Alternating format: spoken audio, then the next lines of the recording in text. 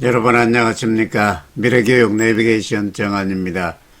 오늘은 창의적인 사람들의 행동성의 공통점과 창의적 아이디어를 얻기 위한 기법인 브레인스토밍 기법을 살펴보면서 창의적 사고를 가지기 위해서는 어떠한 자세를 가져야 하는지를 성찰해 보기로 하겠습니다. 먼저 창의적인 인재들의 행동상의 공통점을 도표를 보면서 알아보겠습니다. 창의적인 사람들의 행동의 공통점을 5가지로 한번 정리해 봤습니다. 대체적으로 이러한 사람들은 남들하고 다른 사고를 좀 하는 편이고, 이야기를 할 때 얼토당토하는 얘기입니다 라고 하면서 자기 의견을 제시하곤 합니다. 바로 이런 얼토당토 않다 라는 말이 시사하는 바가 굉장히 큽니다.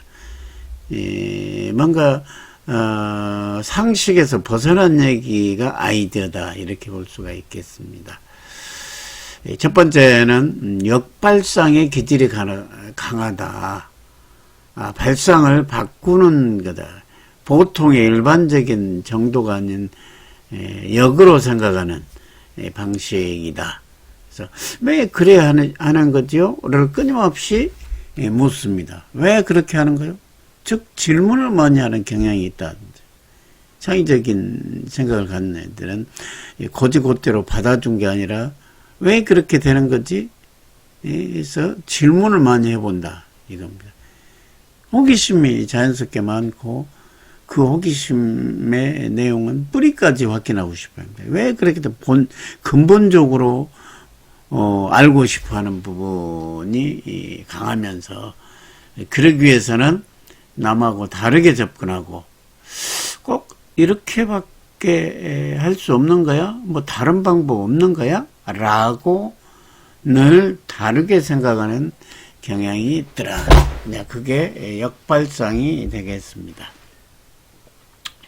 그래서 발상을 늘 다르게 해보려고 하고, 끊임없이 질문해 보려고 하는 부분을 평상시에 늘 훈련하고, 그렇게 했을 때 그 의견을 묵살하지 않는 그런 분위기를 만들어준 것이 창의적인 사고를 끊임없이 할 수 있고, 그걸 바탕으로 문제를 해결할 수 있는 능력을 기르는 부분이기 때문에 학교나 가정에서 그러한 부분을 알고서 아이교육에 임해야 될 것이다 라고 생각이 들어갑니다. 두 번째는 창의성 있는 사람은 다양한 해석을 가능하게 하고 새로운 접근 방법을 생각하게 합니다. 좋아하는 일을 하여 남과 차별성을 가지고 있습니다.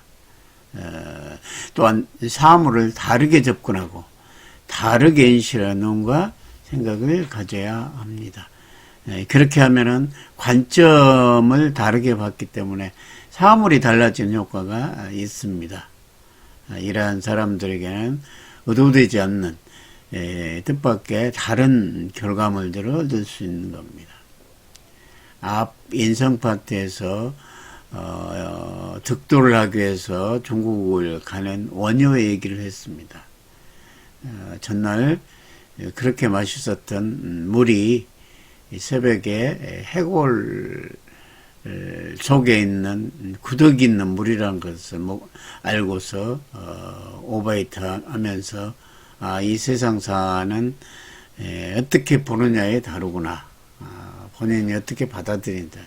어제는 꿀물로 받아줬지만 오늘은 다르게 봤기 때문에 똑같은 사물인데 그렇게 봤다, 그런 생각이 들어갑니다. 그래서 사물을 다르게 접근하고 다르게 인식해 보려고 하는 눈과 생각을 가져야 된다. 세 번째는 결핍이 없다면 성공하지 못한다. 결국에 필요는 창의성이 어머니다. 그리고 결핍은 성공의 어머니다 이런 얘기가 있습니다. 힘들고 무엇이 없을 때 그것에 대한 욕구가 더 강해지면서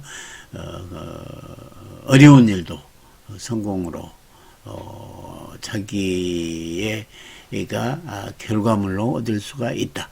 결핍한 것을 극복하기 위한 대안 마련 과정이 창의성 과정이고, 창의성이야말로 해결하는 능력이다. 따라서 뭔가 부족한 상황이 있었을 때 그 절박한 문제를 해결하기 위한 일환으로 나오는 과정이 창의성이다. 온갖 수단을 다 동원해서 그 문제를 해결하려고 합니다. 그 문제는 생존이 걸렸기 때문에 사생결단의 자세가 됐을 때 자기가 가지고 있는 모든 지식과 경험, 그리고 강력한 동기, 그리고 그 문제까지 접근하고자 하면 접근하죠. 노력이 창의성 스킬이라 있습니다. 여하튼 창의성 구성요소 세 가지가 커지면서, 교집합이 커지면서 창의적인 행동이 훨씬 크면서 해결이 된다. 왜?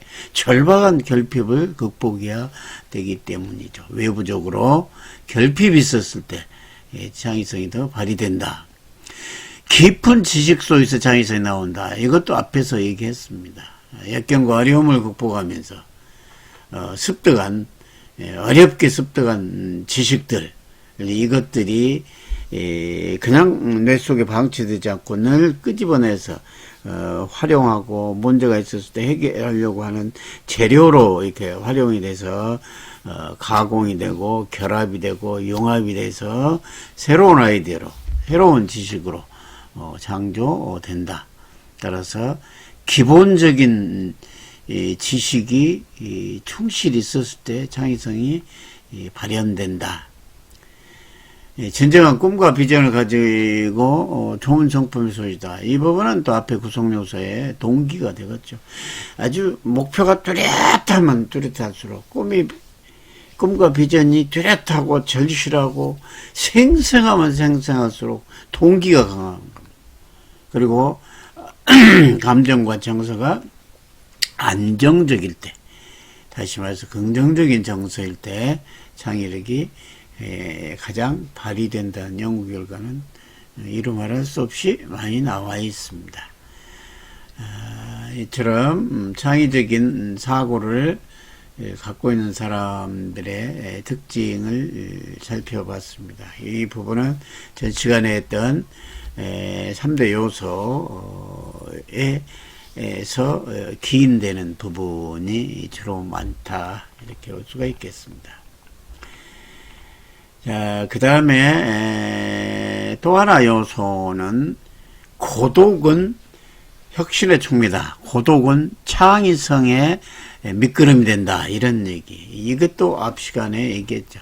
캘리포니아 대학 버클리 캠퍼스의 성격 평가가 조사연구소에서 연구 결과에 따르면 창의성의 특징에 관한 몇 가지 연구를 진행했는데, 가장 흥미로운 것은 창의적인 사람일수록 사교적이면서, 성격은 외향적이면서 사교에 자신 있는, 이게 사교적이면서도 실제로 행동은 내향적인 사람의 경향이 나타났다. 그런 사람이 창의적이더라.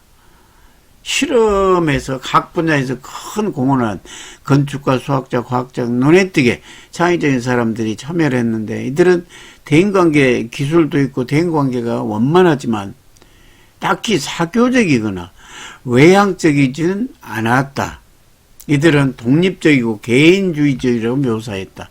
이런 발견은 내향적인 사람이 항상 외향적인 사람보다 창의적이라는 뜻은 아니지만, 평생에 걸쳐 지극히 창의적으로 활동해온 사람에 대한 내향적인 사람들이 아주 많을 것이다 라는 걸 시사하고 있다. 그래서 심리학자인 한스 아이젠크가 말하기를, 내향적인 사람들은 홀로 일하기를 좋아하고 고독은 혁신의 촉매가 될 수 있다. 고독은 창의성의 촉매다. 따라서 내향성은 내 눈앞에 있는 일에 집중하게 하고 에너지가 일과 무관한 쪽으로 흩어지지 않도록 만들어지기 때문에 자연스럽게 몰입이 되면서 창의성이 발휘된다. 뭐 당연한 얘기라고 할 수가 있겠습니다. 그래서 고독을 즐길 줄 알아야 된다. 그랬을 때 몰입이 가능하고 거기서 창의적인 부분이 나올 수 있다. 그런 얘기가 되겠습니다.